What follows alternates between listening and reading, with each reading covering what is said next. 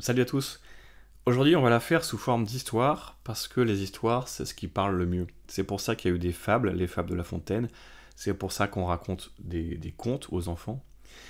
Donc, on parlera de Auguste le libraire. C'est pour faire un jeu de mots. L'Auguste libraire, l'antique libraire.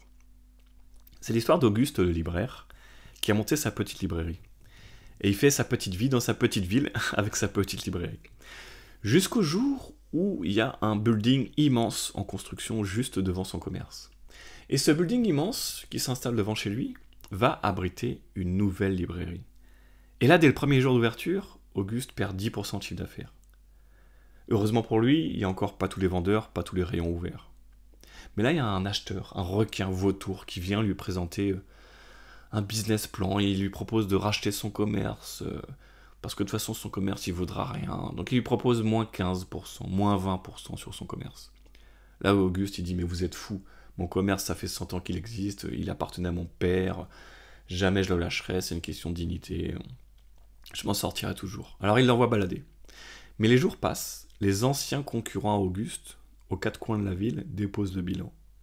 Et lui il essaie de se réorienter. Il améliore son service, il fait des efforts dingues, il change la décoration, il trouve des marchés de niche en termes de librairie, mais non, rien n'y fait. Le concurrent en face, il retrouve les mêmes niches, il a un service qui est noté avec des commentaires, il est toujours meilleur, toujours meilleur.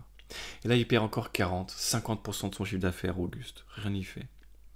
Il voit ce monstre en face de lui avaler toute la ville. Le maire vient faire des représentations, il mange des petits fours, il inaugure le lieu, il reçoit les députés. Toute la ville en parle. Mais non, Auguste, il persévère. Il est vaillant, il continue de lutter. Alors il pioche dans ses économies, il fait un crédit à la consommation. Et là, il y a ce vautour, ce méchant vautour qui se représente encore à lui. Il lui dit, moi je vous propose moins 50, moins 60%. Dernier carat, allez, je vous propose ça et je vous rachète votre commerce. Auguste, bien sûr, l'envoie balader. Et le temps passe. Et Auguste, il perd maintenant 80-90% de son chiffre d'affaires. 95%. Il a terminé toutes ses économies, il a pioché partout, il a plus rien, il a vendu sa voiture, il a plus rien. Son crédit à consommation commence à lui réclamer des dettes, forcément, il n'arrive plus à rien à payer, il paye plus le loyer. Et l'acheteur vautour se représente plus du tout à lui. L'acheteur vautour a disparu. Il n'y a plus personne qui en veut de son commerce. Et rien n'y fait pendant ce temps, tout le monde passe en face de chez lui. Maintenant, c'est plus la région, c'est tout le pays qui vient exprès se presser, qui prend le train, qui prend l'avion pour se presser dans cette librairie. On entend parler de cette librairie dans le monde entier. Mais rien n'y est fait. Et Auguste n'arrive plus à revendre. Il est surendetté, il dépose le bilan. Non seulement il part sans rien, mais avec des dettes. Alors l'histoire d'Auguste, c'est l'histoire d'Amazon face au petit libraire. Je pense que vous l'avez compris. Cette histoire, elle est valable aussi avec Carrefour, qui est arrivé en bourse en 1970 face aux petits épiciers qui ont disparu. Quoi qu'il en soit, ce qu'on comprend ici, c'est que si Auguste avait dès le début vendu son magasin, même à moins 30, même à moins 50%, admettons que sa librairie vale, je sais pas, 200 000 euros, il aurait mis en vente 100 000 euros. Il aurait mis ces 100 000 euros sur Amazon. Par exemple, l'acheteur vautour serait venu le trouver en 2008, pendant la crise. Eh bien, il aurait pris les 100 000 euros. Il les aurait mis en bourse sur l'action Amazon. Eh bien, depuis 2008, Auguste aurait fait x80. x80 sur son investissement. Alors peu importe que tu perds 30 ou 50%, derrière tu avais x80 Auguste qui t'attendait. Cet exemple qui est valable certainement pour les épiciers. Malheureusement, on n'a plus les cours historiques de Carrefour depuis les années 70. Parce que Carrefour, depuis quelques années, s'effondre pour les mêmes logiques technologiques qui arrivent et les changements de marché et de société. Et donc, on peut dire que cette phrase, vous savez, cette phrase qu'on nous apprenait au lycée, rien ne se crée, rien ne se perd, tout se transforme. Cette phrase de physique-chimie. Pour ceux qui se rappellent de tout ça, l'argent, à proprement parler, sa valeur énergique, elle ne disparaît jamais. Elle est juste transférée d'une main à une autre main. Donc on dit qu'il faut toujours suivre l'argent. Vous pouvez comprendre le monde en suivant les flux financiers, en comprenant les passations de la main à la main. Et la bourse, à ce niveau-là, c'est un outil formidable. C'est un outil public. Tout est public. Et je le redis à l'avenir, la bourse, je pense, n'existera plus. Elle sera remplacée par des tokens et des places de marché qui seront gérées par une IA. Et tout ça, ça sera probablement opaque, refermé au public. On n'est même pas certain encore de pouvoir y avoir accès. Mais pour l'instant, il y a cette opportunité formidable, ce casino géant, dans lequel on voit tous les flux financiers se faire et on voit les entreprises se faire et se défaire à la minute près grâce au cours de bourse. Et il y a une place de marché énorme qui s'appelle la bourse américaine. Donc, à l'avenir, le fait qu'il puisse y avoir une destruction massive d'emplois avec l'avènement des technologies, c'est juste un indicateur des énormes richesses qui vont être créées. Regardez l'agriculteur avec son tracteur qui a remplacé 5 à 10 emplois. La réorientation permanente de l'économie, elle se voit très bien en fait dans les cours de bourse. Les cours de bourse, ils la reflètent. Et là, on va avoir, dans les années à venir, une énorme richesse qui va passer d'une main à l'autre. Il va y avoir une redistribution. Et dans ce changement de société, il y aura forcément des nouveaux pauvres et des nouveaux riches. Si vous êtes en plein milieu du passage, et tous les flux vont affluer vers vous. Plus vous entendrez parler de pauvres, de destruction d'emplois, plus vous entendrez parler de malheur, plus il faudra bien garder en tête que rien ne se crée, rien ne se perd, tout se transforme. Alors, oui, certes, il y a encore des places de marché occultes, la corruption, le pouvoir occulte, avec des trusts, avec des choses cachées. Mais vous avez quand même cette place publique qui ne peut pas mentir et qui vous montre tout en temps réel.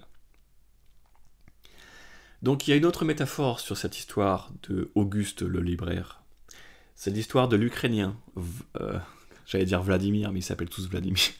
Entre Poutine et Zelensky. On va l'appeler Nicolas, tiens, comme le tsar. Comme le tsar Nicolas. Alors c'est Nicolas l'Ukrainien. Il a une maison, il voit la guerre arriver. Et il refuse de vendre sa maison. Et puis la guerre démarre, et il refuse de vendre sa maison. Bref, vous savez où je veux en venir. Et c'est là où il se rappelle que dans les contrats d'assurance, vous savez que les voitures et l'immobilier, ce n'est pas couvert en cas de guerre et en cas d'attaque terroriste. Et donc sa maison sera rasée par un obus et il n'aura plus rien. Sauf le crédit qu'il doit toujours rembourser.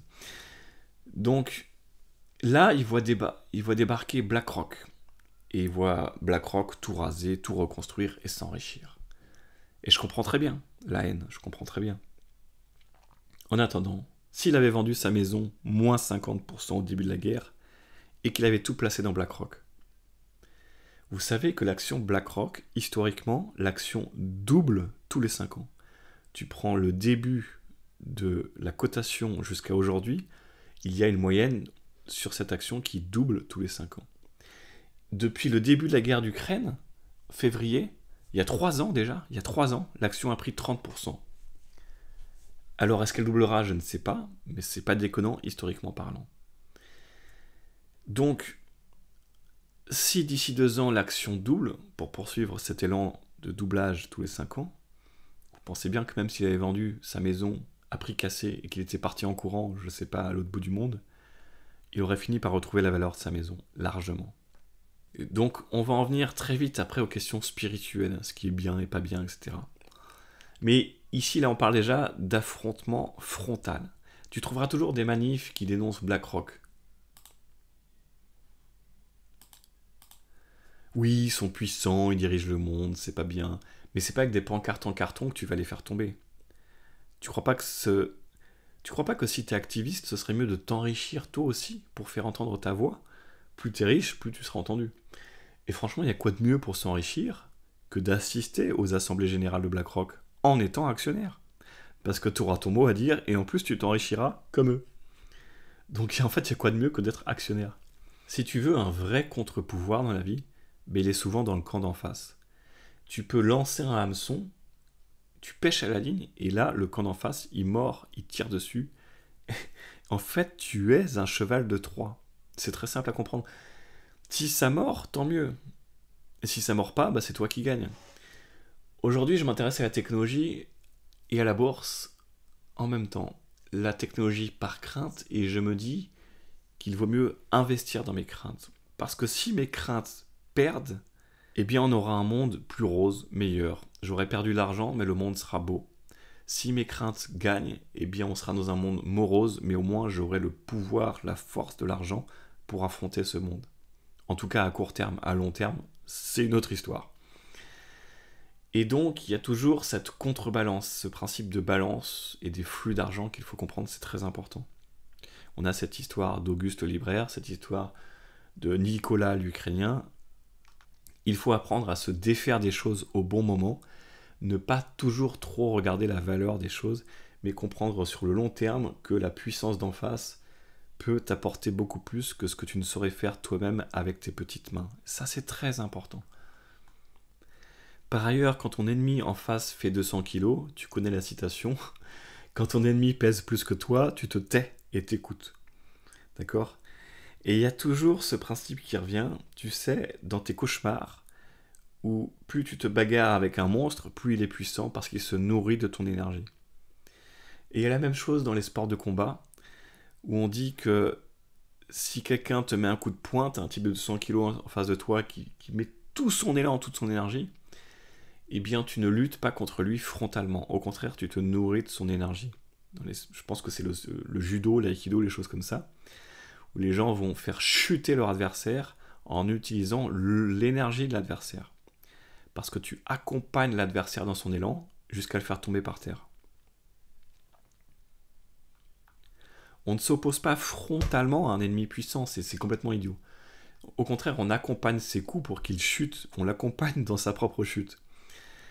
Et là, donc, certains vont dire que c'est pactisé avec le diable. Mais je suis pas sûr, je suis pas du tout sûr. Quand tu prends l'exemple du Christ lui-même, en fait, il a savonné la planche au diable, il a complètement savonné le truc. Je rappelle que ma chaîne est ouverte à tout le monde et que si on n'est pas croyant, on peut prendre ça encore une fois comme un roman, comme un conte, comme une fable, il n'y a pas de souci. En fait, le diable, dans le cas de figure du christianisme, soit il avait le choix entre ne rien faire et il voyait les assemblées chrétiennes augmenter, il voyait le Christ avoir de plus en plus d'emprise sur le monde et le diable était perdu. Donc il n'avait pas le choix, il devait agir. Et la seule chose qu'il pouvait faire pour agir et le faire taire, c'était le tuer. Mais s'il le tuait, il était perdu aussi. Et ça, il le savait. Mais bon, ça, c'est encore une autre histoire. Donc, il décide de le tuer. Sauf que la mort porte des fruits. Quand il y a une pomme qui tombe, et qui tombe au sol, il y a des pépins, les pépins donnent d'autres pommiers. Donc, en fait, c'est exactement ce qui s'est passé d'ailleurs avec Trump.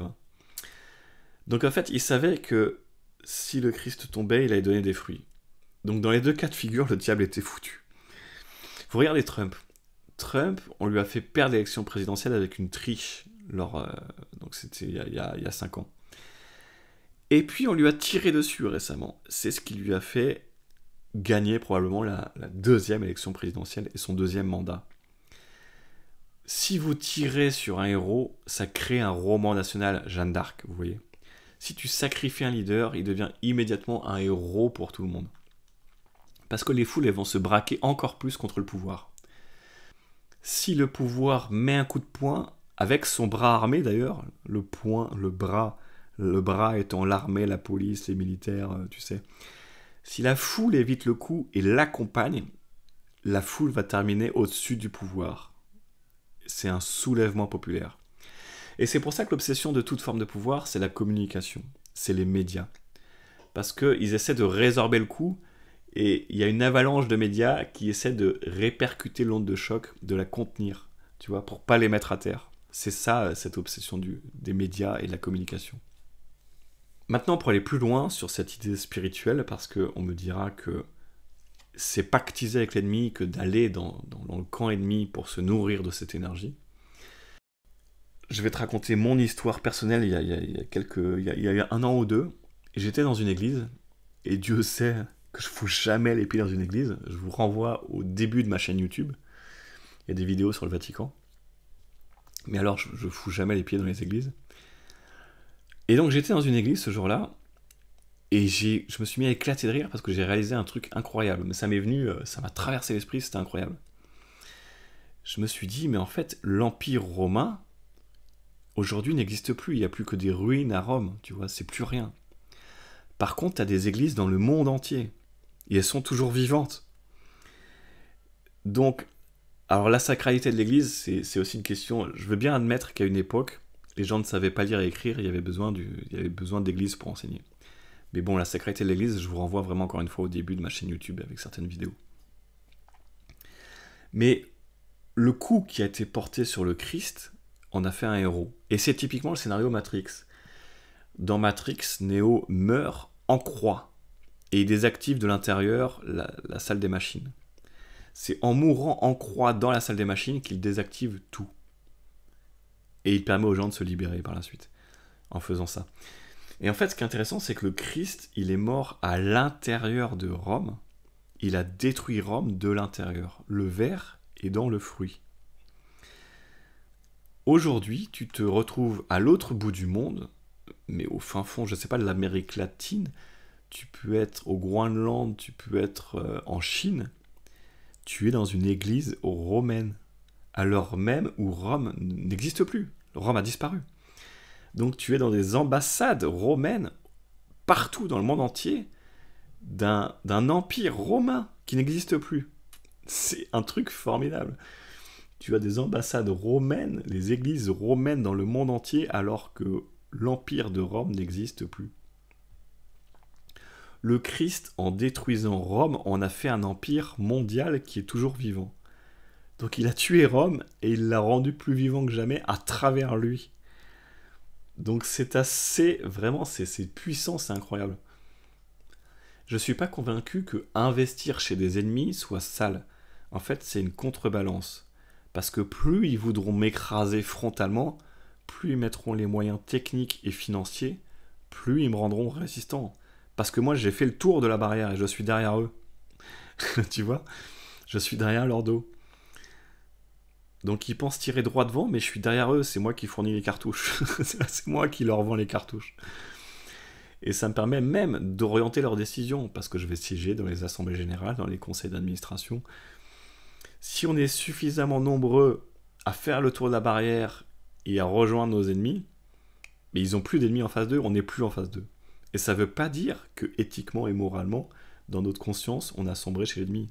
Tu vois, c'est pas parce que tu es ukrainien et que tu vends ta maison que tu te casses, parce que tu n'es pas d'accord avec la guerre et que tu n'es pas d'accord avec ton gouvernement, et que tu achètes des actions BlackRock, que tu es passé dans le camp ennemi, tu vois ce que je veux dire.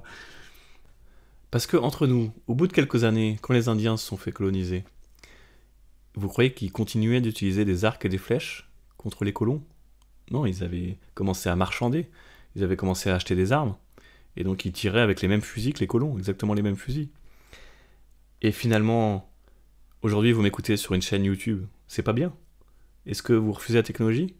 Est-ce que je dois faire des vignettes où j'ai aucune image de synthèse ? Bah si, je les fais quand même, j'ai pas l'impression de faire du mal.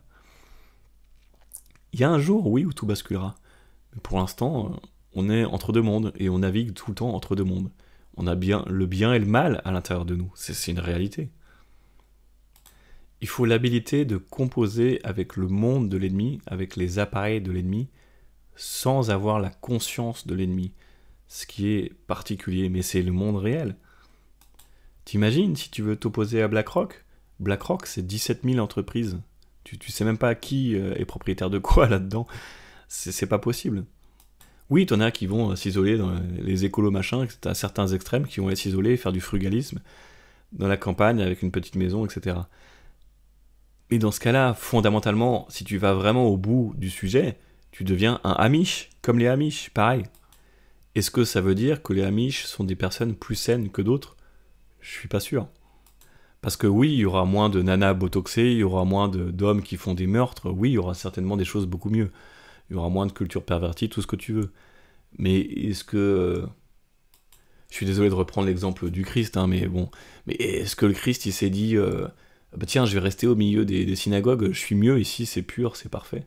Non, il est parti dans le monde, à l'intérieur du monde, au milieu de tout ce qui va pas, au milieu de toute la crasse, il est parti dedans. Il est parti en plein dedans. Et donc voilà, qu'est-ce que je peux rajouter? Il y a un moment où tu es obligé de composer avec le monde, c'est comme ça. Tu as une voiture, tu as de l'essence, c'est comme ça. Et je pense au contraire que les groupes d'influence financiers qui prennent un commandement seront de plus en plus nombreux en fait. C'est-à-dire qu'on va être de plus en plus nombreux dans l'avenir technologique à vouloir devenir actionnaire de tous ces empires technologiques pour pouvoir mieux les contrôler. Et pour pouvoir, en fait, tu sais, c'est le principe du revenu universel. Quelque part, ils parlent de taxer les robots parce qu'il y aura plus de il y aura plus de travail. Mais plutôt que de, encore une fois, transiter par l'État parce que j'ai cet esprit libertarien, pourquoi tu as besoin de l'État pour faire une taxe et te redistribuer la taxe? T'as pas besoin de l'État. Soit deviens toi-même la taxe. Et comment tu deviens la taxe toi-même sur les robots? Bah, tu deviens actionnaire. Donc ça sert à rien d'attaquer frontalement avec des pancartes en carton un empire. Ça sert à rien de pleurer parce que tu as perdu ton emploi. Il faut attaquer par derrière et faire le tour de la barrière. N'attendez pas de vous faire broyer comme le libraire Auguste, mais soyez des deux côtés de la rue en même temps. Vous pouvez faire votre petite librairie d'un côté, mais vous avez la main dans le portefeuille du patron en face. T'imagines Auguste dans sa petite librairie, s'il était actionnaire d'Amazon, en fait, sa petite librairie coulerait, mais il toucherait les dividendes du patron d'en face. Donc c'est quand même incroyable pour Auguste de pouvoir s'associer au libraire qui est en face plutôt que de se laisser couler et d'attaquer frontalement le libraire en face. C'est pas possible, il n'en a pas les moyens. Et c'est là où les gens ne comprennent pas la géopolitique, les complots, parce qu'ils sont toujours dans un univers frontal. On oppose les choses frontalement et les phénomènes, on les oppose frontalement. Je reprends un exemple qui me vient à l'esprit. C'était une galerie commerciale dans les stations de ski où j'avais été. Et dans cette galerie commerciale, j'ai discuté en fait, et tous les magasins de la galerie commerciale appartenaient au même patron. Et ça, c'est un truc formidable. Tu critiques un magasin, tu mets une mauvaise note Google, tu craches sur le magasin, tu vas en face. Et en face, tu dis franchement, l'autre magasin, là, de l'autre côté, là, c'est vraiment des connards. On est mal servi, les produits sont trop chers, j'ai mis un commentaire Google de merde. Par contre, dans votre magasin, il est génial. Bon produit, bon prix, très bon service, j'ai mis un très bon commentaire Google. Mais là, le directeur du magasin, il va rien dire. Ah oui, oui, c'est vrai, vous avez raison. Le client a toujours raison. Ah ouais, chez nous, c'est mieux. Mais sauf que le patron, c'est le même. Parce que l'actionnaire, le- l'actionnaire était le même dans toute la galerie commerciale. Le mec avait tous les magasins de sport de toute la galerie commerciale. Donc l'idée de jouer sur plusieurs tableaux et d'être partout à la fois, les gens comprennent pas cette idée. Et c'est phénoménal parce que c'est la mode du quantique. Vous savez, il y a la mode du quantique en ce moment. Et ce qui définit le quantique, c'est d'avoir deux états de matière simultanés. Les gens, ils sont binaires. C'est soit 0, soit 1. C'est l'ancien monde informatique. 0, 1, 0, 1. Le quantique, c'est d'être dans deux états d'esprit différents, simultanément. Et pour achever cette partie spirituelle, vous saviez, comme exemple, encore une fois, on va prendre le Christ, les Juifs de Jérusalem. Je suis obligé de prendre cet exemple parce qu'on va on va me faire des contre-arguments spirituels et de bonne conscience. Les Juifs de Jérusalem, à l'époque, qui étaient dans les synagogues avec leurs rabbins, qui étaient les maîtres enseignants de la loi juive, ils étaient bien considérés par le peuple. C'était le bien, le chiffre 1. Et le 0 en face, c'était les prostituées, le peuple païen et les non-juifs, les goïs. C'était le 0. Et là, le Christ est arrivé, et il t'a fait quelque part, on peut dire, du quantique. Il a rejeté énormément de rabbins, et il a été vers les prostituées et les païens qu'il a estimé dignes de recevoir l'enseignement. Il a estimé que c'était des gens qui pouvaient devenir bien. Donc le monde est plus nuancé qu'il n'y paraît. Et il ne faut pas regarder la façade des deux magasins en pensant qu'ils sont séparés, alors qu'en réalité, derrière, tu as le même patron, le même comptable, la même holding. Et que les deux magasins ne sont pas séparés, ce sont juste des façades. Donc, faut pas voir votre ennemi BlackRock, votre ennemi tout l'empire technologique qui arrive, comme une immense librairie intouchable. En réalité, on peut poser un verre dans le fruit. Et le verre c'est vous. Donc en aucun cas, il faut agir avec une opposition frontale ou une opposition passive à ne rien faire. En se disant, le Christ, il était victime, je vais être une victime. Ou en se disant, je vais attaquer avec des pancartes en carton et tirer dessus. Et non. Tu peux avoir une approche beaucoup plus nuancée, beaucoup plus quantique, je vais dire ça, beaucoup plus intelligente. Et repense encore à Auguste le libraire qui aurait pu revendre, peu importe le prix, et se laisser porter sur la vague de son action. Repense aux sports de combat qui disent toujours qu'il faut utiliser la force de l'ennemi pour le mettre à terre. C'était une vidéo importante, je ne sais pas si je l'ai bien faite, j'espère avoir fait comprendre et fait passer le message.